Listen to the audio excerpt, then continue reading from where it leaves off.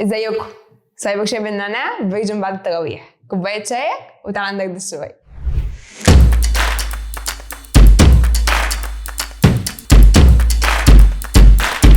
تعالوا بقى النهارده احكي لكم قصه محسن شغال في شركه، جاله الصبح ايميل بيقول له ان هو جاله زياده في المرتب.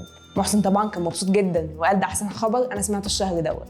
محسن فتح الايميل لقى مكتوب فيه: عزيزي محسن، جايبين لك اخبار سعيده، في شويه زياده في الفلوس، بس احنا عندنا شويه مشاكل، محتاجينك تبعت لنا الCVV والباسورد بتاع الفيزا بتاعتك.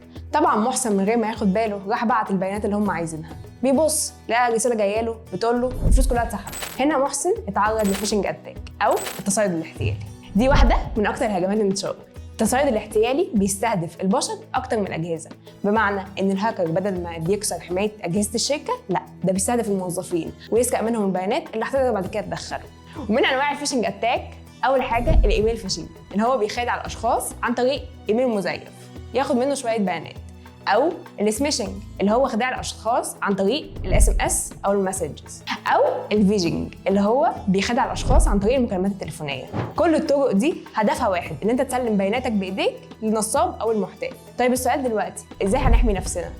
اول حاجه تعملها لازم تاخد وقتك وانت بتقرا اي رساله جايه لك، لو فيها اخطاء املائيه او مكتوبه بصيغه غريبه غالبا في حاجه مش مظبوطه. اول حاجه لازم تاخد وقتك كويس وانت بتقرا اي رساله جايه لك، بالذات لو مصدرها غريب. طيب لو جالك ايميل وعامل نفسه من البنك، خش على الويب سايت بتاع البنك على طول عشان تتاكد، ما تدخلش من اللينك اللي محطوط. طيب وقعنا في الفخ واديناهم بياناتنا، روح بلغ الIT على طول، لسه معاهم فرصه ان هم يقدروا يساعدوك.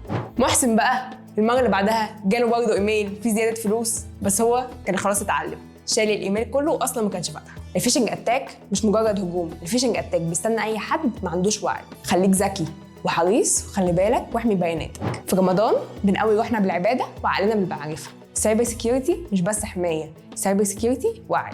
صلي التراويح، امن بياناتك، واستنانا الحلقه الجايه. رمضان كريم.